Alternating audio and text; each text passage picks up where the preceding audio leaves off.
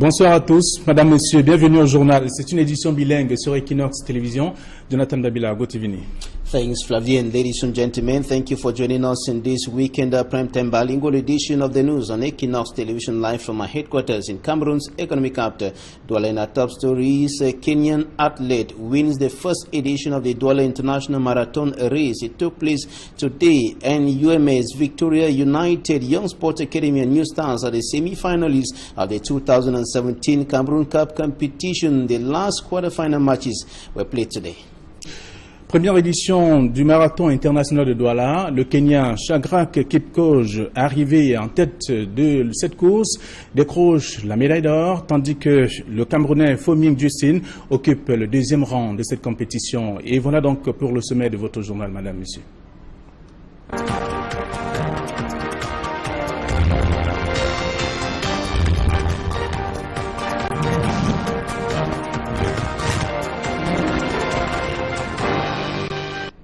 Une fois de plus, bonsoir et bienvenue au journal. Ouvrons cette édition par le sport. Première édition du marathon international de Douala. Le Kenyan Shadrack Kipchoge, arrivé en tête de course, remporte la médaille d'or, tandis que le Camerounais Foming Justin occupe la seconde place. Pour les organisateurs, les erreurs de cette édition doivent donc être corrigées pour avoir de temps à autre des compétitions aussi de qualité. Le reportage d'Emos Fongo et de Donald Agnozoa. Douala renoue avec les grands événements sportifs. Le marathon international couplé à la marche familiale qui traverse ainsi les artères de la capitale économique en sont la preuve.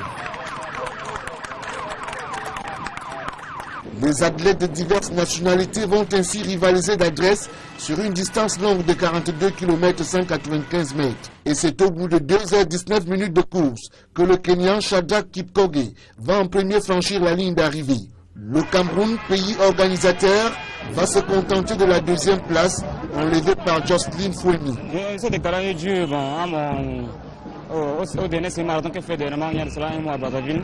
J'ai fait un dernier marathon que j'ai tout accéléré là-bas. J'ai fait 1h06, que j'ai eu supprimé mes muscles. J'ai eu les déchirures là-bas. Ici, j'étais bien jusqu'au 25 km. Après, j'ai senti comment la blessure commençait à sortir. Donc, pour laquelle j'ai cassé pour peut-être accélérer vers la fin et remonter. Mais malheureusement pour moi, je n'ai pas pu. Pour le comité d'organisation, le tout premier marathon international de la ville de Douala n'a pas été un échec. En termes de participation, pareil gagné. Plus que gagné, parce que nous avions, au départ, on était assez modeste, on était parti sur, on a dit on va avoir 500, mais après on s'est dit non, il faut taper plus fort. Et on a eu le malheur en fait de taper sur 2000. Mais nous avons eu pratiquement 3500 au départ. Bon, maintenant en termes d'organisation, c'est la première édition. Nous avons eu un certain nombre de défaillances, il faut le dire, notamment en termes de distribution des dossards, parce que tous ceux qui sont arrivés par la suite n'ont pas pu avoir les dossards, parce qu'effectivement, on a un peu surestimé nos capacités par rapport au temps. Donc l'édition prochaine, nous allons nous améliorer sur ce point de vue. La forte mobilisation autour de cet événement sportif parrainé par la Confédération africaine d'athlétisme classe le marathon international de Douala au rang de course de référence dans les sous-régions Afrique centrale et de l'Ouest. Toujours en sport, nous parlons cette fois de la Coupe du Cameroun de football pour dire que les quarts de finale joués hier samedi et ce dimanche ont livré leur verdict. Donc pour ce dimanche notamment, New Star a eu le dessus sur DAC de Douala, score de la partie 1-0. Et puis Yon Sport, Académie de Bamenda a battu Lyon Blessé de Futuni 1-0. Hier samedi, UMS de Loum a battu FC Yaoundé 2-0. À l'issue de ces différentes rencontres, les demi-finalistes sont d'ores et déjà connus. Donc Victoria United, UMS de Loum, Yon Sport Académie de Bamenda, New Star de Douala. Donc notons que le tirage sort pour les combinaisons des demi-finalistes aura lieu mardi prochain au siège de la Fédération camerounaise de football.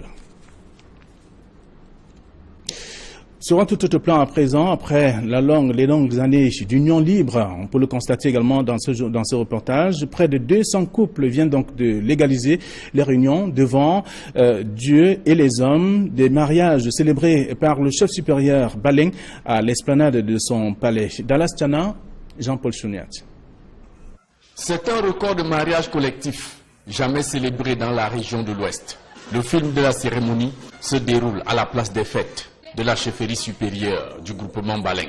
193 couples quittent leur vie antérieure de concubinage pour formaliser leur vie commune devant l'officier d'état civil, Sa Majesté Fonégou, roi des Baleng. C'est l'union légale qui s'oppose naturellement à l'union libre. C'est donc un acte de responsabilisation tant pour l'homme que pour la femme. Après les formalités d'usage, chaque couple reçoit des mains de l'officiant du jour. L'acte scellant à jamais l'amour que les deux tourtereaux s'étaient promis en tout début de leur relation. Et comme à l'accoutumée, les nouvelles mariées en savourent avec une mine ironique masquée pour leurs éventuels rivales tapis dans l'ombre de la clandestinité de voleuses de mari.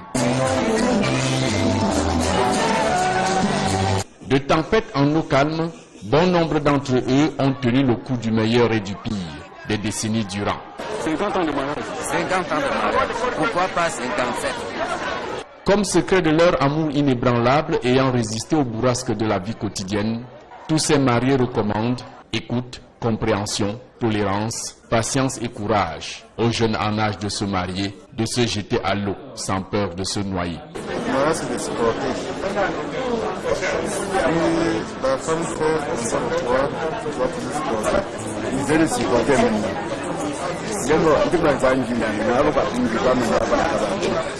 Ému par la présence de tout le gratin politico-administratif de Bafoussam, invités de marque, proches, amis et membres de famille, les 193 couples passent en revue la tribune officielle pour dire merci à toute l'assistance, témoins de cet instant festif de leur union légale devant Dieu et les hommes. Vive le mariage. Un peu plus de 5000 élèves venus de 7 établissements de la ville de Loum dans le département du Mungo implorent la grâce divine pour leur protection et leur réussite au cours de l'année scolaire en cours. D'ailleurs, en présence de l'aumônier et des jeunes, les élèves ont invité leurs frères et sœurs des régions anglophones à rejoindre le chemin de l'école. Le reportage de Jacquino Melon et Berthe Bissaï. Rassemblés autour de leur aumônier, ces élèves confie au Seigneur leur année scolaire 2017-2018.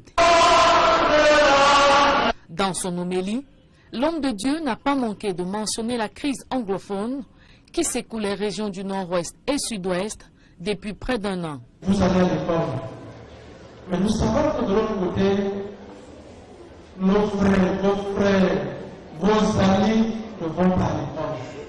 Les établissements sont même brûlés, détruits. C'est la faute de la jeunesse. C'est une jeunesse pas de grâce. Le Cameroun va mal. Il faut que ça change. Nous, chrétiens, nous sommes appelés à demander au Seigneur de faire quelque chose pour notre pays, le Cameroun. Les élèves ont à leur tour élevé leur voix vers le ciel pour leurs frères des régions anglophones qui n'ont toujours pas repris le chemin de l'école. Nous avons prié pour la crise anglophone, pour que le gouvernement puisse trouver une solution pour ça. Parce que déjà, un seul là ne fréquente pas et nous ne fréquentions. Là, ça ne nous avantage pas. Alors que nous sommes tous des Camerounais. Nous avons demandé au Christ de toucher le cœur des autorités camerounaises pour qu'ils puissent bien trouver la solution afin que les étudiants et les élèves comme nous puissions finir les études et avoir de l'emploi, parce que nous constatons qu'il y a beaucoup de nos frères qui sont là avec des diplômes et n'ont pas d'emploi. Chants, clameurs de joie et acclamations étaient également de la partie. Les petites et moyennes entreprises camerounaises sollicitent la création d'un fonds de promotion et d'organisation de l'économie sociale. La recommandation fait partie des 11 autres émises par ces participants au gouvernement camerounais lors des 3e journées, des journées d'entreprise et bien sûr des petites et moyennes entreprises, en tout cas organisées du côté de Yaoundé. Et je vous propose le reportage de Marcelin Gansop et Élisée Bourba. À l'heure du bilan, les participants aux 3e journée nationale de l'économie sociale souffrent le chaud et le froid. D'abord les bons points, matérialisés par l'intérêt que les Camerounais portent de plus en plus aux produits locaux. La réalité est que les Camerounais veulent savoir ce que leur propre pays produit. Donc la preuve est qu'ils ont adhéré à notre produit ils ont consommé et nous avons épuisé tout notre stock. Tous ceux qui sont passés par ce stand vraiment ont été impressionnés par ce que nous avons présenté, puisque nous avons montré les bienfaits de consommer nos produits forestiers non lignés et tout ce qui est produit ici chez nous sur place. Au chapitre des mauvais points, il y a que les acteurs de l'économie sociale ne se sentent pas suffisamment accompagnés par les pouvoirs publics, alors même qu'il y a de la matière à revendre. J'ai le ballon, l'objet d'or qui fait l'honneur de notre pays Cameroun. C'est avec ça que les lions indomptables ont porté le coupe de plusieurs fois. Si on avait le moyen, on pouvait faire comme ça, même 10. J'ai l'autre ici que je n'ai pas encore terminé parce que les matériels sont finis. S'il y avait le moyen, on devait faire de l'effort pour aller de l'avant. Tout doit commencer par exemple par le haut. Vous voyez, c'est ça que j'ai constaté. Les grands qui sont supposés venir prendre ces produits et consommer, on ne les voit pas. Alors quand on les produit, c'est pour un an. Après un an, il faut soit jeter, recommencer. D'où le souhait émis par les uns et les autres de voir le gouvernement baliser le chemin de l'éclosion de l'économie sociale. Nous avons des problèmes de promotion, puisque la promotion ne s'arrête pas seulement dans les salons et les foires. Il y a les promotions médiatiques et bien d'autres. Le ministère, par exemple, peut faire une maison de produits camerounais dans tout ce que les petites entreprises de l'économie sociale produisent au Cameroun, de toutes les régions où on peut exposer pour faire connaître. Pas moins de 11 recommandations ont sanctionné cette troisième édition des Journées nationales de l'économie sociale, parmi lesquelles la création d'un conseil national et d'un fonds de promotion des organisations et entreprises de l'économie sociale. Des recommandations dont on espère qu'elles ne resteront pas lettres mortes, comme c'est souvent le cas. Il y a un comité de suivi et évaluation qui va être mis en place et au fur et à mesure, on se réunira pour évaluer l'état de mise en œuvre des dites recommandations, afin qu'à la prochaine édition, qui devrait se tenir dans 2 ans, puisque c'est une manifestation biennale, que nous puissions vous dire exactement ce qui est advenu des recommandations qui ont été faites aujourd'hui. Rendez-vous a été pris pour 2019. Pour mesurer le chemin parcouru. 3 ans de prison avec sursis et 30 millions d'euros d'amende. C'est le verdict que le tribunal de grande instance de Paris vient donc de prendre donc à l'endroit de Théodorine Nguema Obiang, le vice-président de la Guinée équatoriale dans l'affaire dite des biens mal acquis. Théodorine Obiang Nguema est donc ainsi le premier dirigeant étranger condamné donc en France pour une affaire des biens mal acquis. Les explications avec Sylvestre Hippolyte Zangao. C'est le premier dirigeant étranger condamné en France pour une affaire de biens mal acquis. Théodorine Nguema Obiang, le vice-président de la Guinée équatoriale, écope de 3 ans de prison avec sursis et 30 millions d'euros d'amende. La 32e chambre du tribunal de grande instance de Paris le reconnaît coupable d'avoir blanchi, entre 1997 et 2011, une somme estimée à près de 150 millions d'euros. Un montant, note de tribunal, sans rapport avec ses revenus, de 80 000 euros par an. Conformément aux réquisitions du parquet national financier, la confiscation de ces nombreux biens, mobiliers et immobiliers, en plus de cette voiture de luxe, a été ordonnée. Une confiscation qui devra cependant attendre. Mais il faut rappeler que Théodorine Nguema Obiang peut faire appel de cette décision. Ses avocats, depuis le début de cette affaire, ont mis en avant son immunité du fait de son statut de vice-président de la Guinée équatoriale. Ils ont également argumenté que le blanchiment pour lequel Théodorine Nguema Obiang était poursuivi en France n'était qu'une infraction découlant de faits qui ne sont pas poursuivis en Guinée équatoriale. Mais le tribunal a estimé que le blanchiment était une infraction autonome, rendant compétente les juridictions françaises. Et c'est sur ce que nous mettons en terme à la première partie de ce journal bilingue. La seconde partie est avec vous en langue anglaise. Une fois encore, bonsoir Jonathan Babila. Thanks Flavien, and thanks ladies and gentlemen for staying with us into the second segment of this edition of the news on Equinox Television. We begin in sports. The first edition of the Douala International Marathon Race took place today, and about 3,500 athletes from different African countries took part in the 42 kilometers, 195 meters race in 2 hours 19 minutes. Kenyan-born Shadrach Ipkobe was the first to cross the finishing line. The first Cameroonian athlete, Justilin Fuemu, came second. And quarter-final matches of the Cup of Cameroon were played yesterday and today in stadiums across the country, and the following scores were recorded. New Stars defeated Douala Athletics Club 1-0. Lyon Blessé lost to Young Sports Academy 0-1. UMS defeated FC Yaoundé 2-0. Victoria United, UMS, Young Sports Academy, New Stars will play the semi-finals. Draws for the semi-finals will take place at the Cameroon Football Federation FECAFOOT headquarters in Yaoundé. That will be on Thursday. And the Minister of Posts and Telecommunications has given a deadline of 6 months to mobile telephone companies in Cameroon to improve the quality of their services. Minette Libom Liliken was speaking during a press conference in Yaoundé. Roland Akon has more. An audit on the quality of services offered by mobile telephone operators in Cameroon has been done. The audit, which assesses the quality of services, causes of deterioration in the quality of services, was presented to the public in Yaoundé Friday by the Minister of Post and Telecommunications. The audit sought to establish the following. First, provide an accurate snapshot of the real state of the telecommunication network in Cameroon in order to re-establish responsibilities and to evaluate the application of ongoing regulation with regards to quality of service based on recommended international standards. Secondly, identify root causes of such perceived poor quality of service as well as challenges of solving them. It emerged from the audit that telephonic services in Cameroon are not the best. The government intends to build the capacity of the Telecom Regulatory Board as one of the solutions to the problems. After this audit, I hope that when the operators will put in place all the recommendations and the follow-up, now TRB will follow more than before, and the government need to equip our regulatory board so that they can be able, even week by week, month per month, to follow what the operators are doing. This is the first time Cameroon is carrying out an audit on the quality of services offered by telephone companies in Cameroon.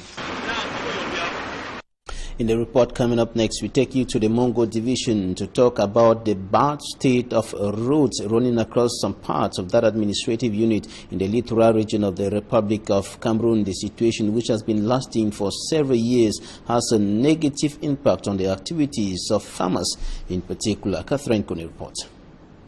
Maintaining unpaved roads to a standard that ensures sustainable access is thus becoming an increasingly difficult task in Cameroon. Here in Zingol village in Manju, Mongo division of the littoral region, and access to some areas is not such an easy ride.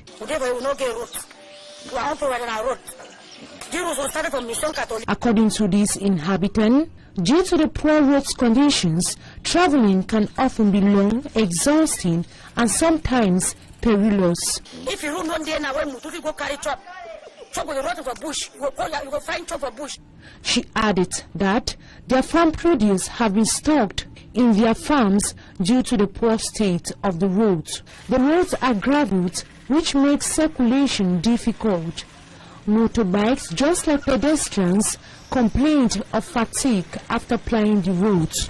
The stony nature of the roads, according to the inhabitants, has hindered development into the village. Ngol village is one of the villages in Cameroon still suffering from underdevelopment in terms of road infrastructure. The rural people are calling on the government to provide and maintain roads in a condition that facilitate all-weather access and regular transport services. However, the people of Ngol village do not only have the problem of bad roads to deal with, they are also faced with lack of potable water. Out of Cameroon, a French court has slammed a 3-year jail sentence on Théodorin Obiang, son of Equatorial president and vice president of that country. He is the first African personality to be sanctioned by French courts. Mark Jikan Gebre has the details. The Vice President and son of Equatorial Guinean President Théodorine Obiang is the first foreign personality to have been slammed in a French court. The former Minister of Agriculture and Forest Resources Friday was given a 3-year imprisonment sentence by the Paris Criminal Court. He is accused of having embezzled public funds, corruption, and amassed a lot of wealth whose source remains doubtful. During the court session, a judge said as Minister of Agriculture and Forest Resources of Equatorial Guinea in mid-2000s, his income was around $80,000 per year. As the final ruling on the case, apart from the 3-year prison term given to Théodorine Obiang Mangue, the court also fined him 30 million euros. Théodorine Obiang Mangue's lawyers, however, have a room to appeal on the verdict placed on their client. And that's all we had time for in this edition of the news on Equinox Television. Thanks for staying with us. Fabien, good night. Bonsoir, bonsoir à vous, bonsoir à tous nos téléspectateurs. Demain, à 7h, vous aurez la première édition d'information de la journée. D'ici à là, restez sur Equinox. Au revoir.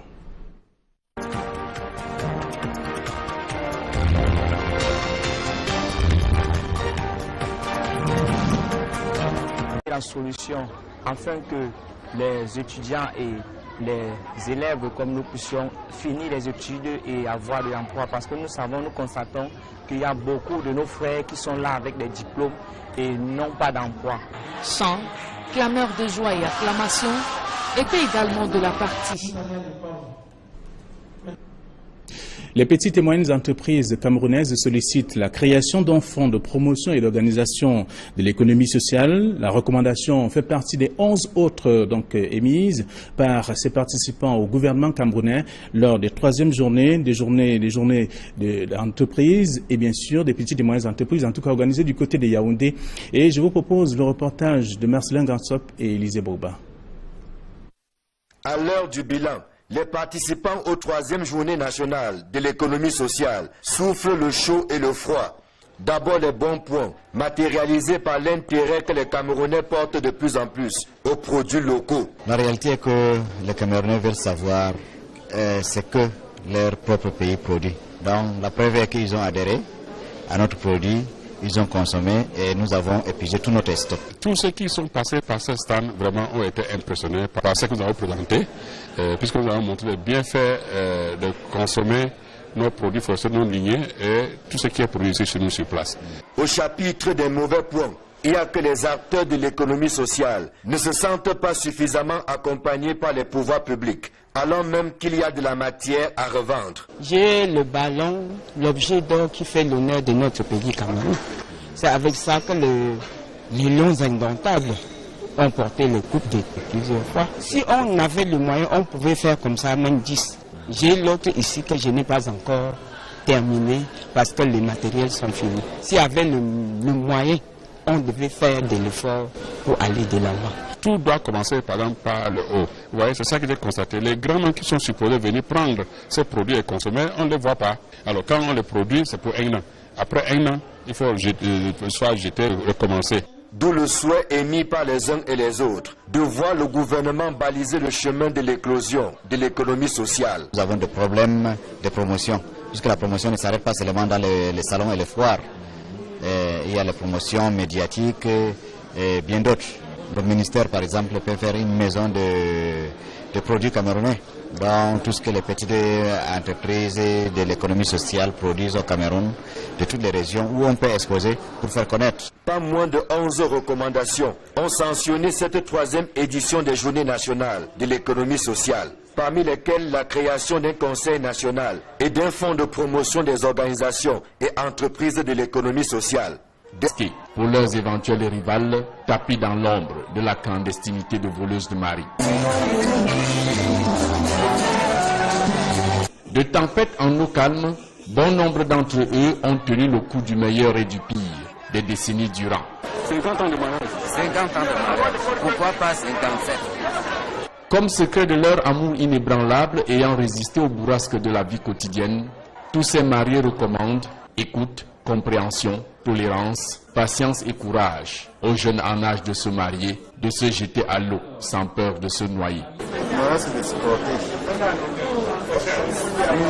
la femme fait comme ça pour toi, tu dois toujours supporter. Il veut le supporter maintenant.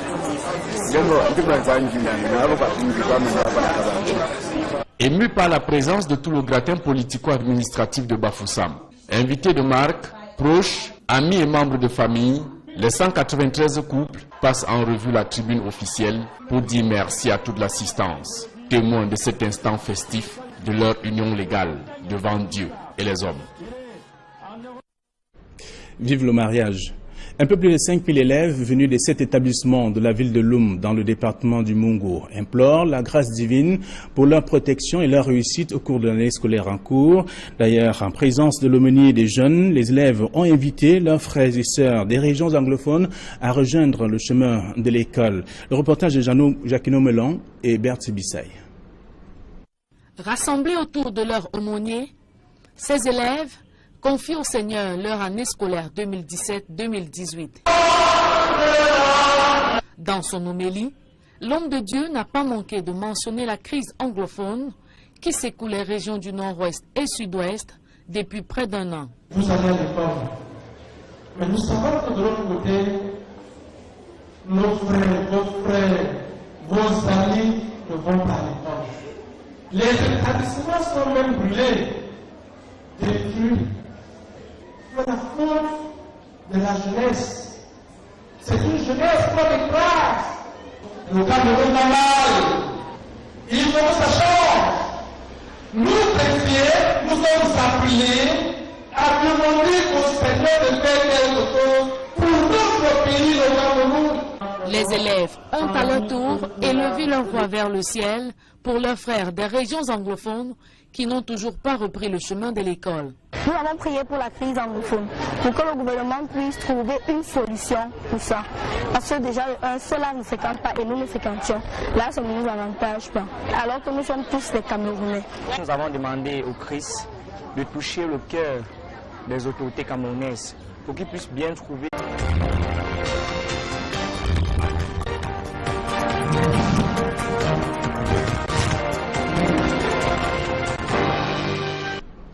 Bonsoir à tous, madame, monsieur, bienvenue au journal. C'est une édition bilingue sur Equinox Télévision. Jonathan Dabila, Gotivini. Thanks, Flavien. Ladies and gentlemen, thank you for joining us in this weekend primetime bilingual edition of the news on Equinox Television live from our headquarters in Cameroon's economic capital. Douala. In our top stories, a Kenyan athlete wins the first edition of the Douala International Marathon race. It took place today, and UMS Victoria United Young Sports Academy and New Stars are the semi-finalists of the 2017 Cameroon Cup competition. The last quarter-final matches were played today. Première édition du marathon international de Douala, le Kenyan Shadrack Kipchoge, arrivé en tête de cette course, décroche la médaille d'or, tandis que le Camerounais Foming Justin occupe le deuxième rang de cette compétition. Et voilà donc pour le sommet de votre journal, madame, monsieur.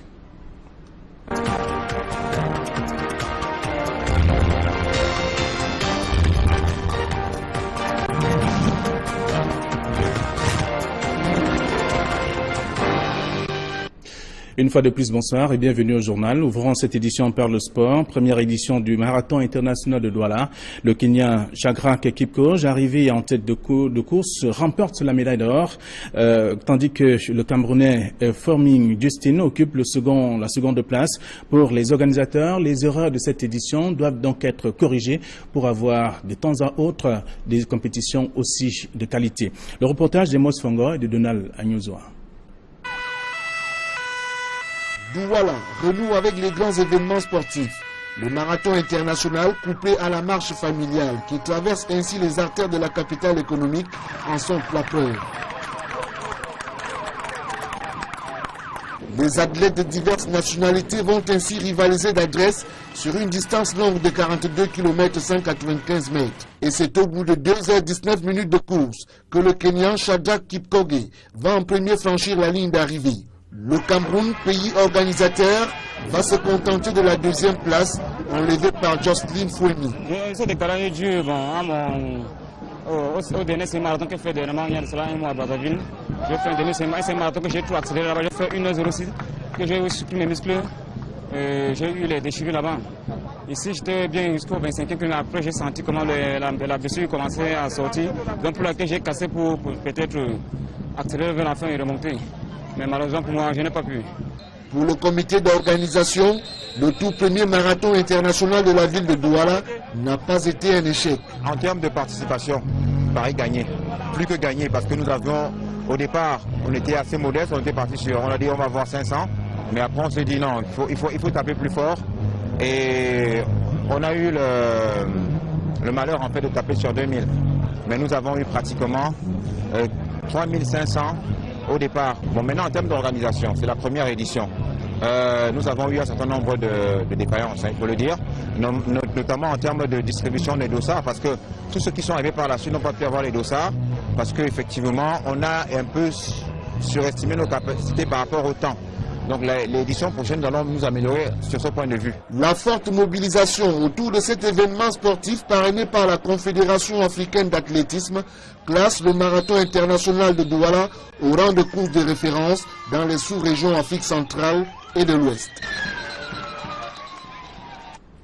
Toujours en sport, nous parlons cette fois de la Coupe du Cameroun de football pour dire que les quarts de finale joués hier samedi et ce dimanche ont livré leur verdict. Donc pour ce dimanche notamment, New Star a eu le dessus sur DAC de Douala, score de la partie 1-0. Et puis Yon Sport, Académie de Bamenda a battu Lyon Blessé de Futuni 1-0. Hier samedi, UMS de Loum a battu FC Yaoundé 2-0. À l'issue de ces différentes rencontres, les demi-finalistes sont d'ores et déjà connus. Donc Victoria United, UMS de Loum, Yon Sport Académie de Bamenda, New Star de Douala. Donc notons que le tirage au sort pour les combinaisons des demi-finalistes aura lieu mardi prochain au siège de la Fédération camerounaise de football. Sur un tout autre plan à présent, après les longues années d'union libre, on peut le constater également dans ce reportage, près de 200 couples viennent donc de légaliser leur union devant Dieu et les hommes, des mariages célébrés par le chef supérieur Baleng à l'esplanade de son palais. Dallas Tiana, Jean-Paul Chouniat. C'est un record de mariage collectif jamais célébré dans la région de l'Ouest. Le film de la cérémonie se déroule à la place des fêtes de la chefferie supérieure du groupement Baleng. 193 couples quittent leur vie antérieure de concubinage pour formaliser leur vie commune devant l'officier d'état civil, Sa Majesté Fonégou, roi des Baleng. C'est l'union légale qui s'oppose naturellement à l'union libre. C'est donc un acte de responsabilisation tant pour l'homme que pour la femme. Après les formalités d'usage, chaque couple reçoit des mains de l'officiant du jour, l'acte scellant à jamais l'amour que les deux tourtereaux s'étaient promis en tout début de leur relation. Et comme à l'accoutumée, les nouvelles mariées en savourent avec une mine ironique masquée. Ces recommandations dont on espère qu'elles ne resteront pas lettres mortes, comme c'est souvent le cas. Il y a un comité de suivi et évaluation qui va être mis en place et au fur et à mesure, on se réunira pour évaluer l'état de mise en œuvre des dites recommandations, afin qu'à la prochaine édition qui devrait se tenir dans 2 ans, puisque c'est une manifestation biennale, que nous puissions vous dire exactement ce qu'il est advenu des recommandations qui ont été faites aujourd'hui. Rendez-vous a été pris pour 2019 pour mesurer le chemin parcouru. 3 ans de prison avec sursis et 30 millions d'euros d'amende. C'est le verdict que le tribunal de grande instance de Paris vient donc de prendre donc à l'endroit de Théodorine Nguema Obiang, le vice-président de la Guinée équatoriale dans l'affaire dite des biens mal acquis. Théodorine Obiang Nguema est donc ainsi le premier dirigeant étranger condamné donc en France pour une affaire des biens mal acquis. Les explications avec Sylvestre Hippolyte Zangao. C'est le premier dirigeant étranger condamné en France pour une affaire de biens mal acquis. Théodorine Nguema Obiang, le vice-président de la Guinée équatoriale, écope de 3 ans de prison avec sursis et 30 millions d'euros d'amende. La 32e chambre du tribunal de grande instance de Paris le reconnaît coupable d'avoir blanchi, entre 1997 et 2011, une somme estimée à près de 150 millions d'euros. Un montant, note le tribunal, sans rapport avec ses revenus, de 80 000 euros par an. Conformément aux réquisitions du parquet national financier, La confiscation de ces nombreux biens, mobiliers et immobiliers, en plus de cette voiture de luxe, a été ordonnée. Une confiscation qui devra cependant attendre. Mais il faut rappeler que Théodorine Nguema Obiang peut faire appel de cette décision. Ses avocats, depuis le début de cette affaire, ont mis en avant son immunité du fait de son statut de vice-président de la Guinée équatoriale. Ils ont également argumenté que le blanchiment pour lequel Théodorine Nguema Obiang était poursuivi en France n'était qu'une infraction découlant de faits qui ne sont pas poursuivis en Guinée équatoriale. Mais le tribunal a estimé que le blanchiment était une infraction autonome, rendant compétentes les juridictions françaises. Et c'est sur ce que nous mettons en terme à la première partie de ce journal bilingue. La seconde partie est avec vous en langue anglaise. Une fois encore, bonsoir Jonathan Babila. Thanks Flavien, thanks ladies and gentlemen for staying with us into the second segment of this edition of the news on Equinox Television. We begin in sports. The first edition of the Douala International Marathon Race took place today, and about 3,500 athletes from different African countries took part in the 42 kilometers, 195 meters race in 2 hours 19 minutes. Kenyan-born Shadrach Ipkobe was the first to cross the finishing line. The first Cameroonian athlete, Justilin Fuemu, came second. And quarter-final matches of the Cup of